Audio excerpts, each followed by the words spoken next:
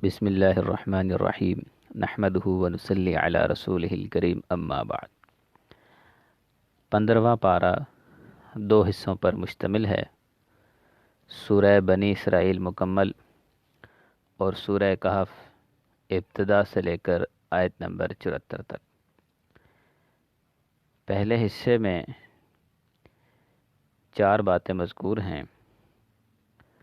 سورہ بنی اسرائیل یہ سورۃ الاسراء یہ ترتیب کے اعتبار سے 17ویں اور نزول کے اعتبار سے 50 نمبر پر مکہ مکرمہ میں نازل ہوئی۔ اس میں 111 آیات اور 12 رکوع ہے۔ اس صورت میں واقعہ معراج کا ذکر ہے۔ نبی کریم صلی اللہ علیہ وسلم مکہ مکرمہ میں 10 یا 11 سال تک دعوت دین حق کے فرائض سر انجام دیتے ہوئے ہر قسم کی تکلیف اور ظلم و تشدد کو رضائے الہی کے لیے ہنس کر برداشت کر رہے تھے، تو اللہ تعالیٰ نے بطور انعام آپ صلی اللہ علیہ وسلم کو اتنے بڑے اعزاز سے نوازا کہ کوئی بھی اس اعزاز کو نہ پا سکا، اور آپ علیہ الصلاۃ والسلام کو رات کے مختصر سے حصہ میں بیداری کی حالت میں جسی جسم کے ساتھ مسجد حرام سے مسجد اقصی، پھر وہاں سے آسمانوں جنت جہنم کی سیر اور عرش پر رب تعالیٰ سے ملاقات فرمائی۔ سبحان الذی اسری بعبدہ لیلا من المسجد الحرام الی المسجد الاقصی۔ یہاں پر ایک بات ذہن میں رکھنی چاہیے کہ اس کا یہ مطلب ہرگز نہیں کہ اللہ تعالیٰ کی ذات مبارکہ عرش پر تشریف فرما ہے، کیونکہ اللہ تعالیٰ کی ذات تو ہر جگہ موجود ہے۔ باقی رہی یہ بات کہ اگر صرف وہاں نہیں بلکہ ہر جگہ حاضر و ناظر ہیں، تو پھر آپ علیہ السلام کو عرش پر ملاقات کے لیے کیوں بلایا؟ تو یہ بات ذہن میں رہے کہ ملاقات کی جگہ کا تعین مہمان کی حیثیت کے پیش نظر رکھ کر کیا جاتا ہے۔ عام مسلمان کی معراج مسجد میں ہوتی ہے، موسیٰ علیہ السلام کی معراج کوہ طور پر ہوتی ہے، اور سرور کائنات خاتم الانبیاء صلی اللہ علیہ وسلم کی معراج سب سے بلند مقام عرش پر ہوتی ہے۔ اللہ تعالیٰ کے ہر جگہ پر حاضر اور ناظر ہونے کے بے شمار دلائل قرآن پاک کے اندر جا بجا موجود ہیں۔ اس سے آگے بنی اسرائیل کے فتنہ فساد کے متعلق بتایا کہ بنی اسرائیل کو پہلے بتا دیا گیا تھا کہ تم زمین میں 2 بار فساد مچاؤ گے، اور دونوں بار ہم تم پر بطور سزا اپنے بندوں کو مسلط کریں گے۔ وَقَضَيْنَا إِلَى بَنِي إِسْرَائِيلَ فِي الْكِتَابِ لَتُفْسِدُنَّ فِي الْأَرْضِ مَرَّتَيْنِ وَلَتَعْلُنَّ عُلُوًّا كَبِيرًا۔ چنانچہ پہلی مرتبہ انہوں نے حضرت شعیب علیہ السلام کو ناحق قتل کیا تو بخت نصر کو ان پر مسلط کر دیا، اور دوسری مرتبہ حضرت زکریا اور حضرت یحییٰ علیہم السلام کو شہید کیا تو بابل کا بادشاہ بیردوس کو ان پر مسلط کیا۔ ماضی قریب میں ہٹلر نے ان کے فتنہ فساد کی وجہ سے انہیں قتل کیا۔ موجودہ دور میں بھی ان کا فتنہ و فساد عروج پر ہے۔ اللہ تعالیٰ ان کے فتنہ و فساد سے ہم سب کی حفاظت فرمائے۔ رکوع نمبر 3 اور 4 میں اجتماعی زندگی کے اسلامی آداب اور اخلاق کے حوالے سے رہنمائی فرمائی۔ وَقَضَىٰ رَبُّكَ أَلَّا تَعْبُدُوا إِلَّا إِيَّاهُ کہ صرف اللہ کی عبادت کرو۔ وَبِالْوَالِدَيْنِ إِحْسَانًا والدین کے ساتھ بھلائی کا معاملہ کرو، اور ان کو اف تک نہ کہو۔ فَلَا تَقُل لَّهُمَا أُفٍّ وَلَا تَنْهَرْهُمَا وَآتِ ذَا الْقُرْبَىٰ حَقَّهُ وَالْمِسْكِينَ وَابْنَ السَّبِيلِ وَلَا تُبَذِّرْ تَبْذِيرًا۔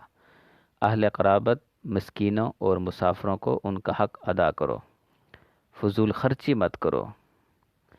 ان المبذرین کانوا اخوان الشیاطین۔ اور فرمایا وَلَا تَجْعَلْ يَدَكَ مَغْلُولَةً إِلَىٰ عُنُقِكَ کنجوسی نہ کرو اور نہ ہی ہاتھ اتنا کھلا رکھو کہ کل پچھتانا پڑے. ولا تبسطها کل البسط فتقعد ملوما مسحورا. ولا تقتلوا اولادکم خشیۃ املاق. اپنی اولاد کو مفلسی سے کے ڈر سے قتل نہ کرو. ولا تقربوا الزنا. زنا کے قریب بھی نہ جاؤ. ولا تقتلوا النفس التي حرم اللہ الا بالحق. جاندار کو ناحق قتل نہ کرو. ولا تقربوا مال الیتیم الا باللتی ہی احسن. یتیم کے مال میں ناجائز تصرف نہ کرو. وأوفوا بالعہد.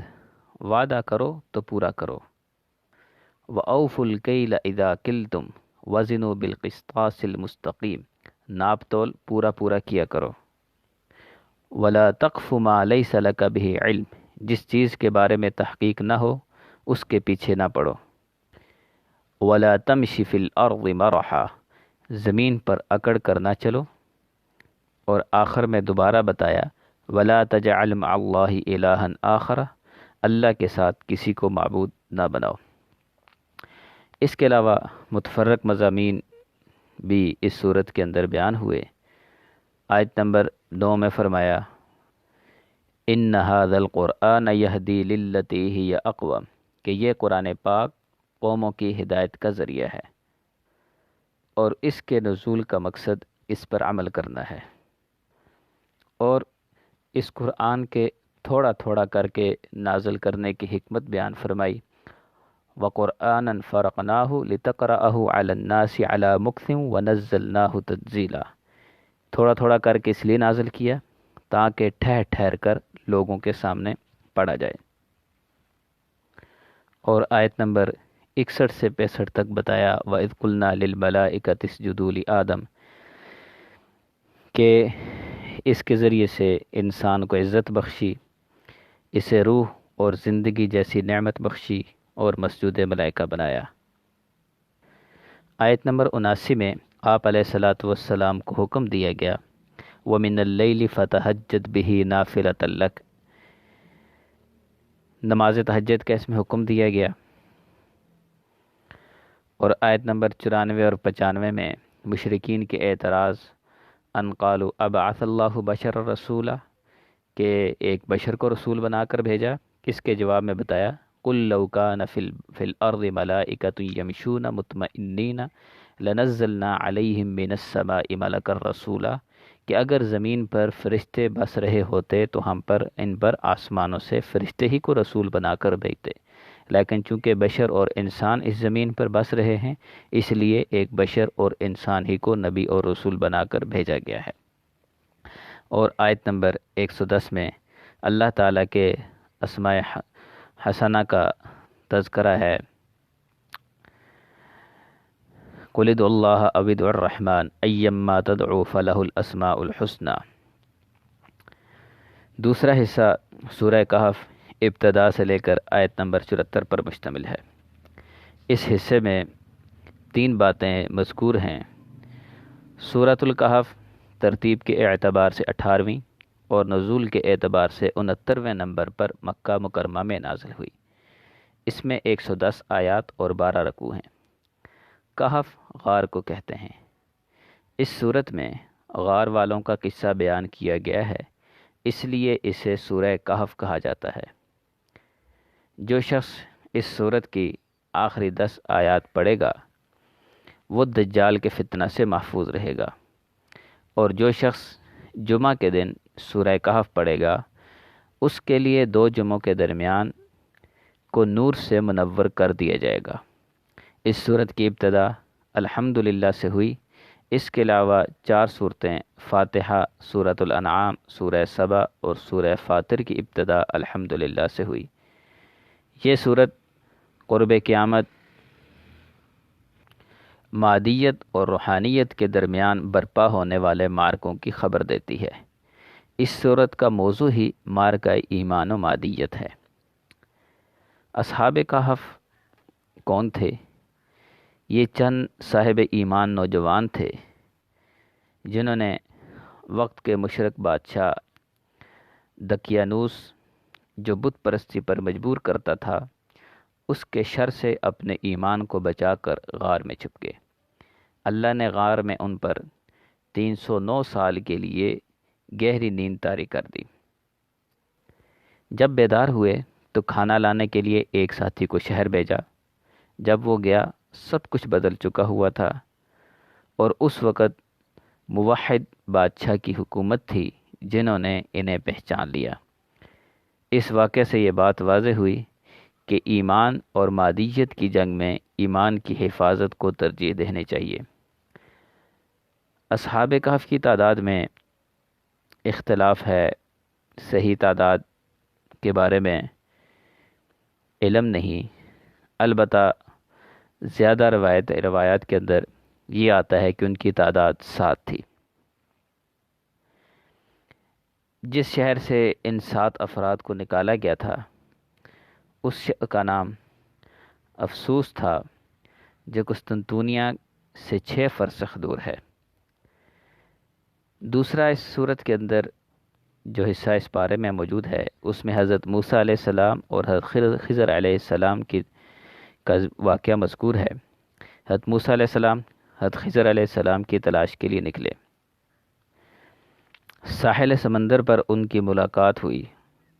موسیٰ علیہ السلام نے ان سے ساتھ رہنے کی درخواست کی۔ قال له موسیٰ هل اتبعک علی ان تعلمنی مما علمت رشدا، تو آگے سے خضر علیہ السلام نے جواب میں فرمایا انک لن تستطیع معی صبرا۔ بالآخر حضرت خضر علیہ السلام نے اس شرط پر اجازت دی فَإِنِ اتَّبَعْتَنِي فَلَا تَسْأَلْنِي عَنْ شَيْءٍ حَتَّى أُحْدِثَ لَكَ مِنْهُ ذِكْرًا، کہ آپ مجھ سے کوئی سوال نہیں کریں گے۔ موسیٰ علیہ السلام نے اس شرط کو منظور کر لیا۔ پھر اس کے بعد 3 عجیب واقعات پیش آئے۔ ایک کشتی کے مالک نے ان 2 حضرات کو مفت سفر کروایا، لیکن حضرت خضر علیہ السلام نے اس کی کشتی کا تختہ توڑ دیا۔ اذا رکبا فی السفینۃ خرقہا۔ دوسرا واقعہ، حضرت خضر علیہ السلام نے ایک بچے کو قتل کر دیا۔ حتی اذا لقیا غلاما فقتلہ۔ اور تیسرا، جس بستی والوں نے مہمان نوازی سے انکار کیا تھا ان کی گرتی ہوئی دیوار کو مفت میں تعمیر کر دیا۔ حتی اذا اتیا اہل قریۃ استطعما اہلها فابوا ان یضیفوہما فوجدا فیہا جدارا یرید ان ینقض فاقامہ۔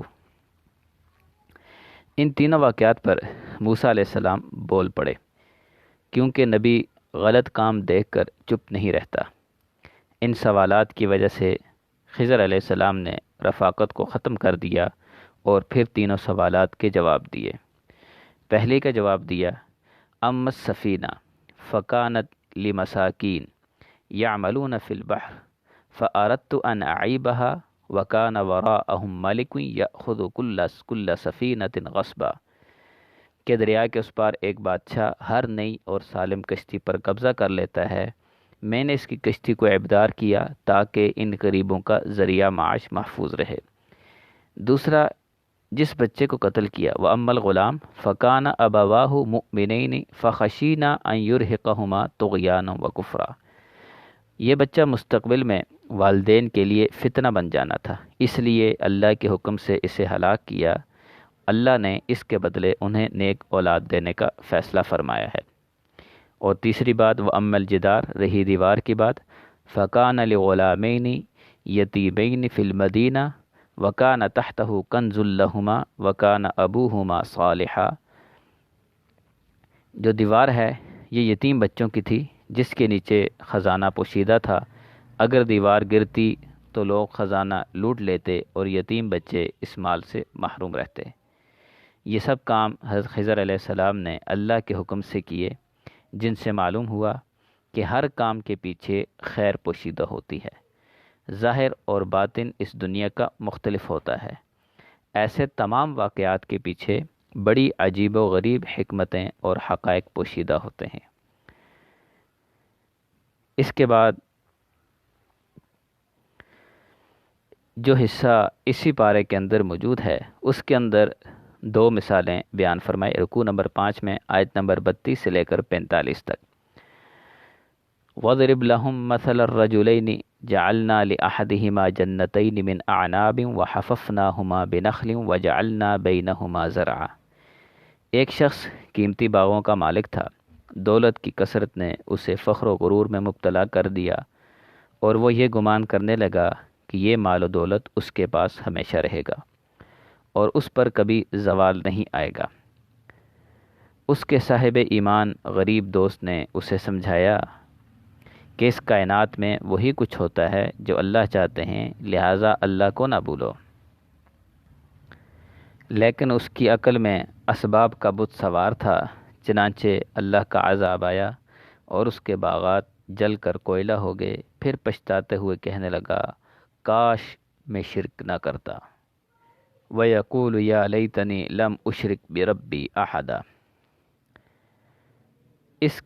اس جملے سے مراد شرک فی الاسباب ہے، یعنی اسباب ہی کو سب کچھ سمجھ لیا جائے اور مسبب الاسباب کو بھول جایا جائے۔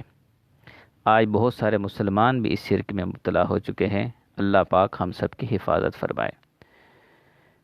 دوسری مثال آیت نمبر 45 میں دی، وَضْرِبْ لَهُم مَثَلَ الْحَيَاةِ الدُّنْيَا كَمَاءٍ أَنزَلْنَاهُ مِنَ السَّمَاءِ فَاخْتَلَطَ بِهِ نَبَاتُ الْأَرْضِ فَأَصْبَحَ هَشِيمًا تَذْرُوهُ الرِّيَاحُ وَكَانَ اللَّهُ عَلَى كُلِّ شَيْءٍ مُقْتَدِرًا۔ دنیاوی زندگی کی مثال ایسی ہی ہے جیسے آسمان سے پانی برسا جس کی وجہ سے زمین سرسبز ہو گئی، کچھ عرصے بعد سب کچھ سوکھ کر چورا چورا ہو گیا اور ہوا کے جھونکے سے اڑا کر اسے منتشر کر رہے ہیں۔ باقی رہی المال والبنون زینت الحیات الدنیا، یہ مال، یہ اولاد، یہ تو دنیاوی زندگی کے لیے زینت ہیں، دنیا کی چیزیں ہیں۔ والباقیات الصالحات، البتہ جو باقی رہنے والی چیزیں ہیں، اللہ کے پاس جو پہنچنے والی چیزیں ہیں وہ نیکیاں ہیں۔ اللہ تعالی ہمیں زیادہ سے زیادہ نیک اعمال کرنے کی توفیق عطا فرمائے۔ وآخر دعوانا ان الحمد للہ رب العالمین۔